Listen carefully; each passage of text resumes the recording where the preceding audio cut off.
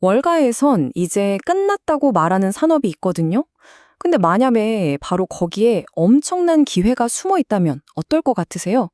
네, 오늘 이 시간에는 모두가 외면하고 있는 바로 그 석유 및 가스 주식의 잠재력에 대해 한번 깊이 파고들어 보려고 합니다. 와, 이거 시작부터 정말 강력한 한마디가 나왔죠. 저명한 자원 투자자 릭 룰이 지금 이 상황을 딱 이렇게 평가하고 있는 겁니다. 여기서 1등급이라는 건요. 그러니까 그가 생각하는 최고의 기회다. 이런 뜻이에요. 아니, 모두가 떠나고 있는 이 시장에서 대체 뭘 보고 있길래 이렇게까지 강력한 확신을 보이는 걸까요? 지금부터 같이 한번 파헤쳐 보시죠. 그 이유의 핵심에 바로 월가에 아주 거대한 계산 착오가 있다고 합니다. 시장을 지배하고 있는 생각 있잖아요. 그게 어떻게 현실하고 어긋나고 있는지 지금부터 하나씩 짚어보겠습니다. 자, 이 왼쪽에 보이는 게 바로 월가의 지배적인 생각입니다. 뭐냐면 한 2030년쯤 되면 석유 시대는 끝난다, 저물 거다, 뭐 이런 거죠. 근데요, 이 오른쪽에 다른 시각을 한번 보세요. 이 피크 오일이라는 예측, 사실 과거에도 계속 틀렸거든요. 그러니까 이번에도 마찬가지일 수 있다, 이런 주장이 나오는 겁니다. 한번 생각해 보세요. 지난 40년 동안 신재생 에너지에 정말 수조 달러를 쏟아부었거든요. 그런데 결과가 어땠을까요? 놀랍게도 전 세계 에너지 믹스에서 화석연료 비중은요, 83%에서 81%로 겨우 2%포인트 줄어든 게 전부입니다.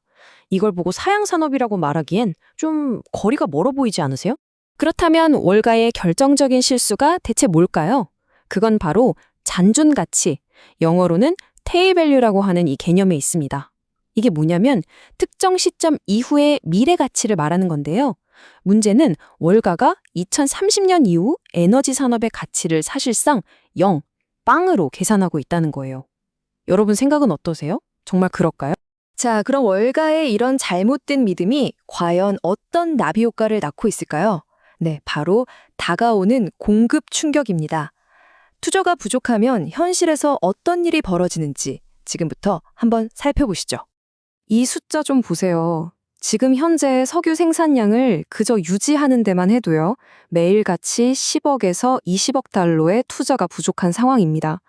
와, 정말 상상하기 힘든 엄청난 규모의 결핍이죠. 그래서 이런 현상을 뭐라고 부르냐면 자기 잠식, 즉 스스로를 갉아먹고 있다 이렇게 표현합니다. 기업들이 미래를 위한 투자 대신에 그 돈으로 주주들한테 배당금 주고 또 자사주 매입하고 있는 거죠. 사실 지난 10년 동안 수익률도 안 좋았고 ESG 압박도 심했으니까 투자자들 달래려고 미래를 팔아서 현재 주가를 유지하고 있는 셈입니다. 이 상황이 얼마나 심각한지는요, 전설적인 석유 사업가 해럴드 햄의 이 한마디가 딱 보여줍니다. 생산하는 사람조차 지금 가격으로는 도저히 못 버티겠다, 이 말이거든요.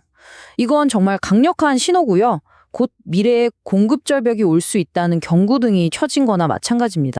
자, 그럼 이 위기가 언제쯤 현실이 될까요?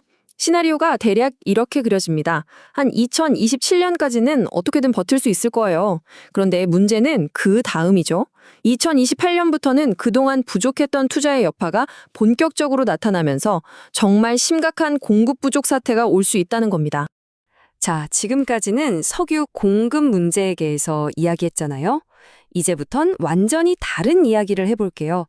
바로 전혀 예상치 못한 곳에서 폭발하고 있는 수요에 대한 이야기입니다. 그 주인공은 바로 AI의 숨겨진 동력원, 천연가스입니다. 혹시 이런 생각 해보셨어요? 지금 전 세계를 뒤흔들고 있는 이 AI 혁명, 여기에 필요한 어마어마한 에너지는 대체 어디서 오는 걸까요? 이게 생각해보면 간단합니다.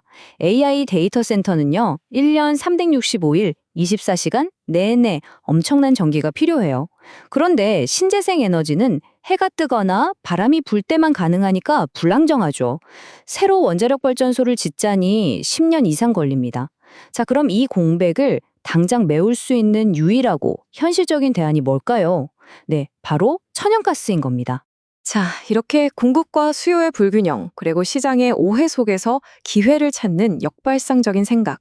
이게 비단 석유나 가스에만 해당되는 얘기는 아닙니다. 이 논리를 완전히 다른 시장에도 한번 적용해 볼 수 있거든요. 바로 실버 시장의 차익거래 전략입니다. 여기서 정말 흥미로운 어떻게 보면 좀 이상한 움직임이 나옵니다. 아까 그 링 룰이요. 최근에 자기가 가지고 있던 실물 은의 80%를 팔아서 그걸로 은 광산 주식을 샀다는 거예요. 아니, 왜 안전자산인 실물 은을 팔고 그걸 캐는 회사 주식을 샀을까요? 이유는 생각보다 간단합니다. 지금 은 가격 자체는 높은데 정작 은을 캐는 광산 회사들 주가에는 터무니없이 낮은 은 가격이 반영되어 있다는 거죠. 그러니까 실제 은값과 주식에 반영된 은값 사이에 엄청난 격차가 벌어져 있는 거예요. 바로 이게 차익 거래의 기회가 되는 셈입니다. 이게 바로 레버리지 효과라는 건데요. 자, 쉽게 한번 예를 들어 볼게요. 광산 주식의 가치가 지금 은 가격의 절반 정도라고 잘못 매겨져 있다고 상상해 보세요. 그러면요, 앞으로 은 가격이 더 오르지 않고 딱 지금 수준만 유지해줘도 이 회사들의 이익은 폭발적으로 늘어나겠죠? 바로 그 덕분에 은 가격은 그대로인데도 주가는 50%에서 100%까지 오를 잠재력이 생기는 겁니다. 자, 이제 오늘 이야기의 핵심 교훈을 한번 정리해 볼 시간입니다. 시장이 무시하고 외면하는 곳에서 어떻게 기회를 찾을 수 있는지 바로 그 얘기죠. 오늘 우리가 살펴본 두 가지 역발상 기회 한번 정리해 볼까요? 먼저 석유 시장. 이건 이제 끝난 산업이야 라는 착각이 결국 투자 부족을 불렀고 이게 미래의 공급 충격이라는 기회로 이어지고 있죠. 그리고 은 시장은요.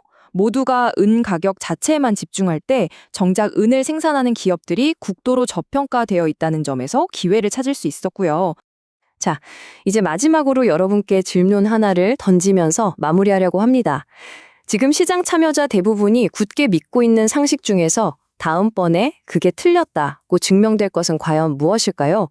오늘 이야기 나눈 이 역발상적 사고를 여러분의 투자에도 한번 꼭 적용해 보시길 바랍니다.